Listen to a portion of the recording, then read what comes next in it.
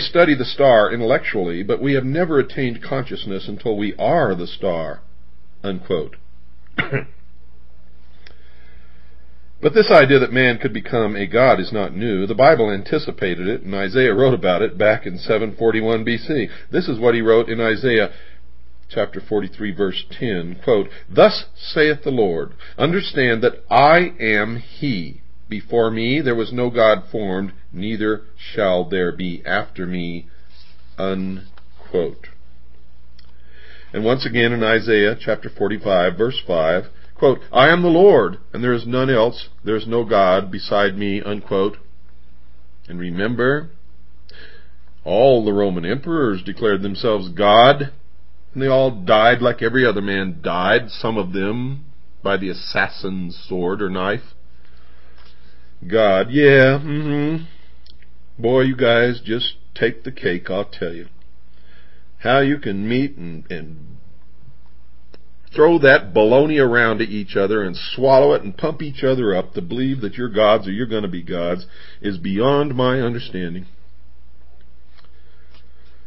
The Bible teaches that there is but one God and that mankind has no possibility of sharing his Godhead. One who apparently has not believed those statements in the Bible is Shirley MacLaine, who has become a spokesman for the position that man can become a god. She has written several books on the subject of her support of the New Age. Newsweek magazine described her as the New Age evangelist, and she wrote the following statement in her book entitled Dancing in the Light, quote, "We are part of God," unquote, and this elsewhere in the same book, quote, "If one says audibly, 'I am God,' the sound vibrations literally align the energies of the body to a higher attunement," unquote. Yeah, I bet it does. Yep, I bet the insanity molecules take over every portion of the body, and you really all feel great until you have to go pay your rent. Or you catch the flu. Or somebody just knocks the crap out of you to try to bring you back to reality, which is exactly what should happen when you do those kinds of things. What's wrong with just living life peacefully with other people and enjoying what we have? What's the big thing that you have to become God? And I'll tell you right now, you never will. You might as well just, well, never mind. If you want to be God, go ahead. Go ahead. Go ahead. You're deceiving yourself, and that's okay as long as you don't hurt anyone else. If each man is a god, mankind is capable of making decisions for their own welfare. Each man has complete control of his decision-making. According to Miss MacLaine, in fact, man's control is extended into areas few have ever claimed for mankind, and these are the thoughts of Miss MacLaine. Quote, "I think we choose to be together. We choose our parents, and I think the parents choose the children they want to have before they ever come into an incarnation," unquote. Tell that to an abused child. Tell that to a child who's raised by drunken, miserable, stinking parents who don't give a damn about the child. Tell that to all those people who know that that's total, false, irresponsible ramblings of an insane maniac. And you know what they say when they're confronted with this? They say you agreed to it in a previous life, and that you're paying off your karmic debt. You see, they have a rationalization for everything, and it's just more bullshit. More lies, more crap. She went on further to record another strange thought when she wrote this, quote, "There was no such thing as reality, only perception," unquote. Well, Shirley, let me tap you on the jaw with my fist, and then you tell me that there's no reality. Of course, I don't really want to do that, folks, but that's just a way to bring her to her senses.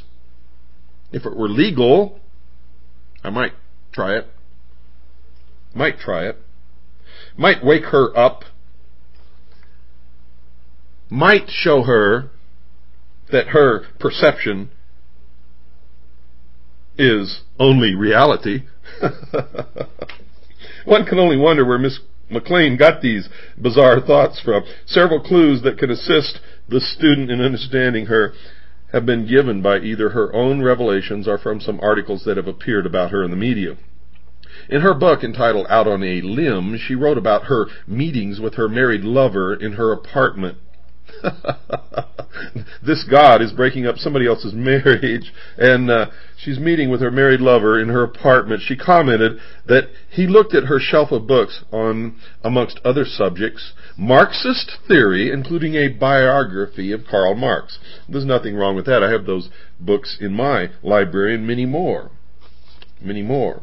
But knowing Shirley MacLaine, and folks, I do, knowing this scatterbrained twit, when she has books on Marxist theory, including a biography of Karl Marx, you can bet that she's a socialist. And of course she is. Parade magazine of December 18, 1988 had an article on Miss MacLaine in which it revealed that her den had lots of framed pictures. Shirley with communist Fidel Castro and with communist Nikita Khrushchev, amongst others. The magazine reported how Shirley and her lover, quote, talked about democratic socialist principles and how it was possible to have them both at the same time if the rich would only share their wealth more. Elsewhere in her book, she wrote about how much of a hypocrite she was when she added this contradictory statement, and they all do, quote, wanted to talk to him about how I had made a lot of money and that it made me feel elite in a world that was broke to know I could buy just about anything I wished for, unquote. Just like Jane Fonda, who's been pushing for gun control for years, who was stopped by law enforcement officers on the freeway, and her car was found to contain many pistols and weapons, firearms. Hypocrites and liars. However, nowhere in her book did she say that she had freely donated any of her own wealth to the relief of the poor. Apparently, she believes that the communist ideas about wealth sharing are acceptable only as long as she does not have to share her wealth like she wants the other rich to do. You see, most rich purport to be socialist, but in actual practice, none of them really are. None of them would give away their wealth to the poor, ever. Yet they pretend to be liberal, socialist, Marxists.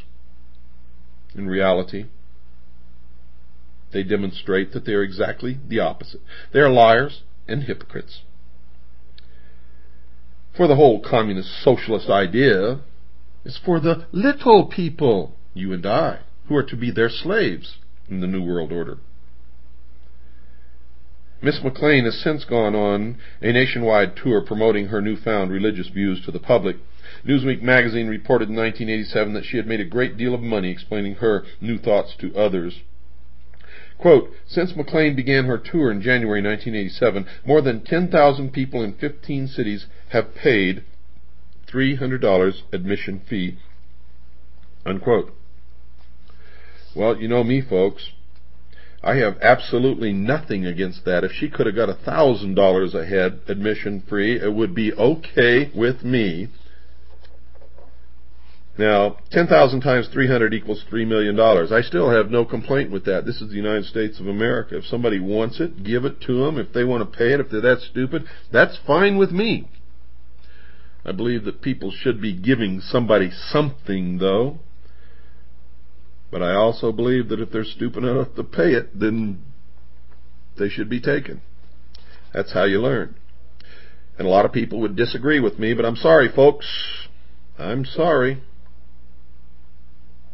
That's what I believe.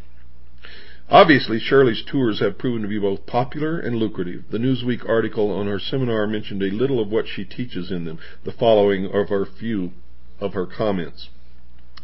Quote, the earth is moving off its axis, she says, and only the collective consciousness of mankind can right it. For the spiritually inclined, a window of light will appear on those days, August 16th and 17th, 1987, that MacLaine says will allow us to rise to a higher plane of cosmic understanding, unquote, pure bullshit, pure crap, pure New Age mesmerism, if you will, for nothing happened on those dates. Evangelist McLean became Dr. McLean when she reported some of her new cures for two of the world's most serious medical problems, AIDS and